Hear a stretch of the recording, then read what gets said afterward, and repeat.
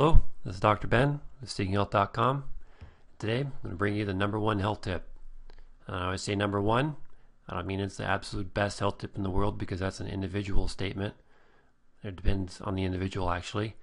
But to me, this is where you should start. So this is the primary thing that you should begin with. So let us begin. My clinical experience over the years has shown me over and over and over again that if I work with this with my patients or the clients and I provide this one health tip, I'm going to see significant change, and so are they. It can be implemented immediately, and to you there's no cost. It's easy to do, and before you start and I reveal the health tip, a bit of education is needed. Who am I? Well, it's a good question. I always like to tell people who I am because the word DR or the symbols DR in front of anybody on the internet doesn't really mean anything. So I have a cellular molecular biology degree from the University of Washington. I have my doctorate in naturopathic medicine from Bastyr University. I'm a licensed naturopathic physician in the state of Washington. It's actually a nice and sunny day today. And I'm passionate about disease prevention and health promotion. And I'm currently the president and CEO of SeekingHealth.com. Medical disclaimer here. So I can't treat, diagnose, prescribe, but I can definitely provide you some useful information to help guide you on your way and do my best. So disclaimer is here if you'd like to read it. Anyway, let's move on. What's protein? Yes, as I said, we need a little bit of education. So before we get to number one tip, let's do it. Proteose, primary, taking first place, or the most fundamental. What a good place to start. So, given that, I would say that we're so far on track. Proteins are essential for life, and given that they're taking first place, I would probably tend to agree with that. More than 50% of all your cellular content are dependent upon proteins. They play extremely important roles in your body. They are 100% of your enzymes. They create some of the hormones, not all of them. Structural integrity of your system through collagen, ligaments, tendons, some bone as well. Your immune support. They also carry your proteins. They help carry stuff around in your blood, such as copper, for example, iron. pH balance. Without balanced pH, you're dead. Body secretions, such as in your nose, sinuses, lungs, mouth. All these areas are basically being controlled by proteins. But the issue with proteins is they are not useful at all until they're broken down. Because proteins are actually made up of long chains of amino acids, and they're all linked together. So in order to get those amino acids free, you have to break them apart. And you need those amino acids free because that's exactly what your body is trying to get out of the protein. And this happens during digestion. And once the amino acids are available, your body can start using them to rebuild and maintain. The protein digestion begins in the stomach and it keeps going through the pancreas and actually through the liver. And as this progresses, as the proteins continue to digest, more and more amino acids are going to be freely available into your bloodstream and then being able to be built into the systems that they need to be built in, such as neurotransmitters, enzymes, hormones, collagen, you name it. The problem here is it's not so easy. A lot of people will eat protein, but not many people will get the amino acid benefit from it. Why? Because a lot of people eat like a snake. They don't chew.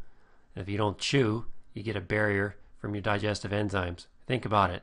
The more you chew, the more surface area you have available for the digestive enzymes and stomach acid to get in there and digest. If you swallow a 1 inch by 1 inch chunk of meat, you're only going to be able to digest the outside perimeter of that meat, and the whole inside of it is going to sit there and rot, cause gas, bloating, and stomach problems. If you're drinking during meals, you're diluting the stomach acids and pancreatic enzymes. Think also in this situation, how much fluid is your stomach making for hydrochloric acid, Probably not very much. I don't know how much actually. It'd be an interesting fact to look up. Your pancreas. How much pancreatic enzymes are you being released when some protein goes by? Not very much. So if you're drinking a 32-ounce Big Gulp or 32-ounce chai tea along with your meal, I don't think the stomach acids and the protein, pancreatic enzymes are going to be doing very much good. Antacids. How many people are taking the little purple pill and all the other types of proton pump inhibitors and Zantac and so on? A lot. So these are all decreasing your stomach acid. So you are not getting very many amino acids. And that is going to cause some serious issues, which you'll see soon. Stress. People who are stressed out, you're not secreting stomach acid, and you're also not secreting very much pancreatic enzymes, if much at all, because stress shuts down the sphincters, which actually release the digestive enzymes from the pancreas and the stomach acid. H. pylori and stomach acid, that's a whole topic altogether. I'll just leave that one alone. And amino acids are essential to life. I actually think that amino acids, yes, proteins are the foundation and primary, but I think the true situation here is that amino acids are the ones who are absolutely core and needed, because they're not stored by the body like fat or carbohydrates. Look around. You can see people who are storing fat pretty easily. And if that's the situation, hopefully they can remedy it by following this #1 health tip. Because if you are having excess weight, this simple health tip will provide a solution to help you lose weight. And amino acids, given that they're not stored, must be consumed daily in the proper amounts. Given that amino acid levels are extremely important to maintain, and they have very important roles. So we talked briefly about some big ones on protein roles and amino acid roles. We can kind of narrow it down a little bit more specific. Energy production, you tired? Muscle recovery, fibromyalgia, chronic pain, maybe doing some triathlon or marathon training, they're sore. Growth enhancement, kids not growing very well, slow. Neurological functions, autistic, ADD, not paying attention. Hormone balance, not sleeping very well. Detoxification, are you sensitive to chemicals in your environment? These are all things that amino acids are important to do. And if you have a deficiency in any single essential amino acid, any or all of these roles can get screwed up or not occur. Amino acids requirements by age per day. It's pretty amazing. If you look at infants, their requirement is huge. They need 714 milligrams per kilogram per day. And as an adult, we only need 84. So if you look at a kid, definitely need to get them potent formulas of amino acids in children and school kids as well. The RDA of protein is about 0.36 grams of protein per pound of body weight. That means a 150-pound person needs about 54 grams of protein per day. So that's not too much, but it's a fair amount. And the issue is most of our standard American diet, that's what the acronym of SAD stands for, we have a lot of high carbohydrates in our diet and a lot of high fat. Look at school lunches. School lunches are absolute garbage. You see pasta, you see pizza, you see hot dogs, you see really processed hamburgers, chips, crackers, bread, sweets, cheese. They're just total garbage. So, and the other thing is, given that processing and the poor nutrient quality, I don't think our children and our school kids and our infants, probably, hopefully through breast milk, but our children and school kids are definitely not getting the quality amino acids that they need. And if they're not, they're getting set up for amino acid deficiencies. And that is putting them on meds like Ritalin, and instead of identifying the amino acid deficiency that they have and restoring that problem by giving them the right amino acids or improving their diet. So all those poor kids on Ritalin, that's just a shame, because it's purely simply a matter of nutrition. Common medical conditions due to amino acid deficiency: This is a long list, and this is only a fraction of them. So any of these conditions are due and caused by an amino acid deficiency. Alcoholism, ammonia toxicity, imbalance, behavioral issues, cardiovascular diseases, chemical intolerances, depression, skin disorders, detoxification impairments, excessive inflammation, hypertension, hypotonia, inflammation, insomnia, mental retardation, muscle problems, neural tube problems, eye problems, osteoporosis, oxidative stress, that's basically aging and setting yourself up for cancer, poor immunity, poor wound healing, rheumatoid arthritis, seizures, weak skin and nails. And again, this is only a few. So, what's the number one health tip? Again, for many and for not all. But again, I want to emphasize the fact this is not the number one health tip for all people. This is basically the number one health tip as the foundation to get you started in your path to health, maintenance, and disease prevention. Okay, so you ready?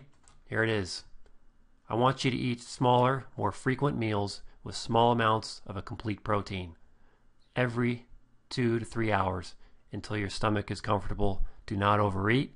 I want you to chew your food very, very well. I don't know who said this, but it's brilliant. Chew your water and drink your food. I don't want you to drink water or anything while you're eating, because that's going to dilute your stomach acid and your pancreatic enzymes. And rather, you can stimulate digestion by drinking before a meal, and you can drink after. So 30 minutes pre and post, I think, is a good amount. And that's pretty much it. I mean, that is the best health tip, the most fundamental tip that I've seen work for countless of people. The increased immediate benefits that people are going to see and have seen from doing this: increased energy, the binging stops, the emotional roller coasters are gone, the sleep improves, the increased focus and attention is absolutely obvious, optimized weights because you're not binging and you're not craving sugar, and the overeating is gone. So that's pretty huge. And the results are based upon countless patient successes. I've seen patients who are suicidal, bipolar, insomniacs, depressed, anxious, absolutely fatigued, fibromyalgia, sugar addictions, all gone from the simple lifestyle change. So is this the only thing that you need to do in life? Absolutely not. Is it a major, fundamental, foundational health tip for you? You bet. And you're going to get awesome results from it. So again, I want you to eat smaller, more frequent meals with small amounts of a complete protein every 2 to 3 hours. And you're going to notice a significant difference. And make sure when you're having that protein, again, it doesn't matter that you're eating the protein. It matters that you're also digesting it and absorbing it. So you have to chew it very well. You have to be present when you're eating. I don't want you all stressed out and driving or working while you're eating. I just want you eating when you eat. And I also want you to eat until you're comfortably full. I don't want you overeating, okay? So this is going to really balance your blood sugar, and that's going to maintain the hormone levels, so your desire for sugar is going to go away. So your sugar addicts out there, you're going to love me for this, and so are the people around you. And weight's going to shed off, your fatigue is going to disappear, and you're going to get a bounce back in your step, almost literally. So there's a lot of information, and I'm going to have some upcoming videos to support the number one health tip, such as what are the best proteins and why.